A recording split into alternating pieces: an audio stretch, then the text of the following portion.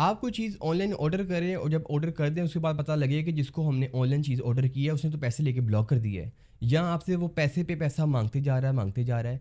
Online shopping के नाम पे बहुत ज़्यादा फ्रॉड होता है। फ्रॉड किन किन तरह से होता है मैं आपको कुछ तरीका कर बता देता हूँ, मे भी कि आपके साथ उस तरह का फ्रॉड हो रहा है। पहला फ्रॉड ये करते हैं कि आप कोई ऑनलाइन इंस्टाग्राम या फेसबुक या टिकटॉक कहीं पे भी आप ऐड देखते हैं, ऐड देखने के बाद आप उसके बारे में नंबर जाके निकालते हैं, उसको आप ऑर्डर करते हैं कि हमें ये चीज़ आपकी देखी है और हमने ये चीज़ चाहिए। वो आपसे एडवांस पेमेंट का तकाजा करता है और आप एडवांस पेमेंट कर देते हैं क्योंकि फॉलोवर अच्छे खासे होते हैं। जब आप एडवांस पेमेंट कर देते हैं उसके बाद वो कहते हैं जी थोड़ी देर बाद मैसेज आता है आपको टीसीएस कर रहे हैं और उसके जो चार्जेस हैं वो मांग रहे हैं, वो इतने पैसे आप और दे दें, आप दे देते हैं। फिर वो कहता है जी थोड़ी देर बाद कॉल आती है, वो कस्टम टैक्स भी चाहिए, वो एफबीआर वाले मांग रहे हैं। अब आप यहाँ पे फिरकी घूमती है कि मैं क्यों इतने पैसे दूँ भाई।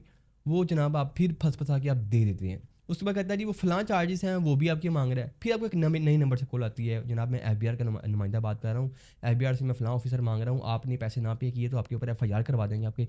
डराया जाता है, डराया जाता है। अब वो चीज़ ऑर्डर की थी 10,000 रुपये की, आप 1.5 लाख रुपये दे चुके हैं इस डर से कि कहीं एफआईआर ना हो जाए मेरे के ऊपर, घर ना पता लग जाए। ये एक प्रॉपर फ्रॉड होता है और ये इतने डरपोक होते हैं कि इनके जो नंबर्स हैं वो बंद होते हैं, सिर्फ उनका व्हाट्सअप चल रहा होता है। स्कैम नंबर एक। स्कैम नंबर दो ये है, ने जो है वो कोई चीज़ ऑर्डर की, ऑर्डर करने के बाद आपके वो चीज़ घर में आ गई, जब आपने खोली तो जो चीज़ ऑर्डर की थी वो तो चीज़ मिली ही नहीं, हमें तो कोई और चीज़ मिल गई। ऑर्डर किया था हमने जनाब आईफोन 13 प्रो मैक्स, जब घर आए तो पता लगा वो तो नोकिया 3310 है। तो एक स्कैम है, इस तरह भी होता है। फिर आप दोबारा अप्रोच करते हैं, दोबारा आपको सुनने वाली बात कोई भी नहीं होता। मुख्य तरह से ऑनलाइन फ्रॉड किए जाते हैं ऑनलाइन शॉपिंग के नाम पर। अब आपसे फ्रॉड हो गया, करना क्या है? सबसे पहले आपने जिस जगह से उनको अप्रोच किया, आपने टिकटॉक पर ऐड देखा तो टिकटॉक की उनकी प्रोफाइल ढूंढें, उसका स्क्रीनशॉट बना लें, उसका लिंक कॉपी कर लें। अगर आपने उसको फेसबुक पे देखा तो फेसबुक की प्रोफाइल का स्क्रीनशॉट ले लें, उसकी प्रोफाइल का लिंक कॉपी कर लें। जहाँ से भी आपने उसको अप्रोच किया वो सारी आपने एक दफ़ा उसकी प्रोफाइल की सारी तफसील इकट्ठी कर लेनी है। इकट्ठी करने के बाद आपकी उससे चैट भी हुई होगी, आपकी बातचीत हुई होगी। आपने उस सारी बातचीत की जो है वो स्क्रीन रिकॉर्डिंग या फिर आपने उसके इकट्ठे कर लेने हैं, स्क्रीनशॉट इकट्ठे कर लेने हैं। जिन जिन अकाउंट्स में पेमेंट की है वो पेमेंट के स्क्रीनशॉट आपने अलहदा कर लेने हैं। सारे सबूत एक जगह पे अटैच कर देने हैं। अटैच करने के बाद आपने फौरी तौर के ऊपर बैंक को कॉल करनी है। अगर आपने ईजी पैसा से कॉल किया तो आप ईजी पैसा की हेल्पलाइन पे कॉल करेंगे। आपने जिस अकाउंट से पेमेंट की है, आपने अगर जैज़ कैश से पेमेंट की है तो आप जैज़ कैश की हेल्पलाइन पे कॉल करेंगे। आपने मिज़ान बैंक से पैसे ट्रांसफ़र किए हैं तो मिज़ान बैंक की हेल्पलाइन पे कॉल करेंगे। कि हेल्पलाइन पे कॉल करके बोलना है हमारे साथ यूँ फ्रॉड हुआ है, हमारी गुजारिश ये है कि इस स्कैमर के अकाउंट को फौरी ब्लॉक किया जाए, हमारी पेमेंट रिकवर करवाई जाए।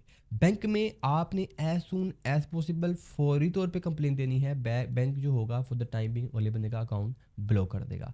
हो सकता है वो साथ आपका अकाउंट भी ब्लॉक कर दे, लेकिन आपने जब कंप्लेन करनी है तो ये कर लेना है कि अपने पैसे किसी और जगह पे ट्रांसफ़र कर लेने हैं, या आपने उनको कह देना कि मेरा अकाउंट मत ब्लॉक कीजिएगा, अगले बंदे का अकाउंट ब्लॉक कर दें क्योंकि मैं तो ज़रा मुद्दई हूँ। अब कंप्लेन हो गई, क्या ये कंप्लेन बैंक में की गई काफ़ी है? No, it's not enough. Bank का जो बैंक बैंक की कोई इन्वेस्टिगेशन एजेंसी नहीं है। बैंक कोई जो है वो एक कोई इन्वेस्टिगेशन का इदारा नहीं है। बैंक तो एक बैंक है। बैंक छोटी मोटी सूरत हल करेगा, उसके बाद वो छोड़ देगा अगर उससे काबू में हुआ। वो कौन सी अथॉरिटी है जो इस चीज़ को इन्फोर्स करवा सकती है लॉ को? वो है जिसका रेलिवेंट इदारा। स्कैम अगर ऑनलाइन ना हुआ हो, फिजिकल हुआ हो, कोई बंदा मेरे पास आके मुझसे स्कैम कर दिया तो मैं पुलिस स्टेशन जाऊंगा। लेकिन स्कैम अगर ऑनलाइन हुआ हो तो फिर हम जाते हैं national cyber crime investigation agency NCCIA. NCCIA में आपने एक रिपोर्ट करनी है। नहीं प्रोसीजर पता हो तो आप कोई भी वकील कर सकते हैं, डिस्क्रिप्शन में मेरा नंबर मौजूद है, मुझे भी अप्रोच कर सकते हैं। आपने एनसीसीआईए के अंदर एक दरखास्त दे देनी है कि जनाब मेरे साथ ऐसे ऐसे ये मामला हो गया है। एनसीसीआईए दरखास्त लेने के बाद आपको उसका कंप्लेन नंबर या उसे डायरी नंबर कहते हैं, वो आपको एक नंबर दे देगा पेज पे लिखी, उसकी अपने फ़ौरन फ़ोटो लेनी है ताकि आपके पास सेव रहे, गुम ना हो जाए। एनसीसीआई वाले 2-3 दफ़ा आपको बुलाएंगे, जनाब अब आएँ अब आएँ अब आएँ। वो बैंक से रिकॉर्ड मंगवाएंगे, बैंक अकाउंट उनके ब्लॉक करवाएंगे, अगर नहीं किए होंगे उन्होंने तो सारा वो प्रोसीजर करेंगे। एक बात यहाँ पे मेरी आप ज़हन में रखिएगा, ये वो जो स्कैम है, ये जो साइबर क्राइम है, इस पर थोड़ा सा लंबा उतरूड हो जाता है, लेकिन अगर इसमें कोई शख्स इसको प्रोसीड करे तो उसका हल ज़रूर निकलता है। अक्सर लोग कहते हैं यार 100 लोगों के साथ फ्रॉड हुआ है, 60 लोग कहेंगे यार कुछ भी नहीं होना, छोड़ो पड़े, वो जाते ही नहीं है। 40 लोग अब एप्लीकेशन दे के आते हैं, उन 40 में से 20 लोग कहते हैं यार दूसरा चक्कर मेरा लगा ना, क्या कुछ हल नहीं निकल रहा, छोड़ो इसको। अब जो 20 लोग रह गए ना वो एंड तक जाते हैं, एंड तक अगले बंदे का पता करते हैं, उसको जब तक सज़ा नहीं दिलवा देते, अपने पैसे रिकवर करने के साथ साथ जो वकील को पैसे दिए होते हैं, जो ऊपर खजल खुआड़ी हुई होती है, जो आपके पेट्रोल के पैसे जाने, वो सारी अमाउंट, अगर 10,000 का फ्रॉड हुआ है तो पॉसिबिलिटी है आपको जो है ना वो 40,000 रुपये आपको वहाँ से रिकवर करवा दें। 1.5 लाख का फ्रॉड हुआ है, पॉसिबिलिटी आपको 3 लाख रुपये एनसी चाहिए, क्योंकि कंपनसेशन भी आप ऊपर ऊपर भी आपके पैसे लगते हैं, ज़ाहिर बात है वकील करते हैं, सब मामला करते हैं तो ऐसे लगते हैं। इससे ना उसके बाद जब एनसीसीआई अप्रोच करता है, लेटर लिखता है, वापस आते हैं, उनको अरेस्ट करता है, उनके उनकी जो डिवाइसेस उनको अरेस्ट उनको कब्जे में लेता है। उसके बाद वो उसके ऊपर एफआईआर लॉन्च करता है।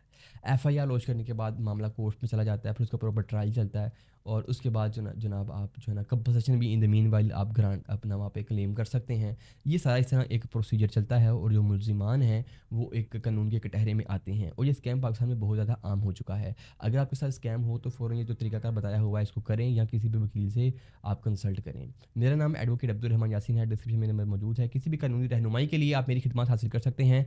अब तक के लिए इतना ही था। अपना मेरा ख्याल रखिएगा। अब्दुल रहमान यासीन को दीजिए इजाज़त। वमा अलैना इल्लल बलागुल मुबीन। Thank you.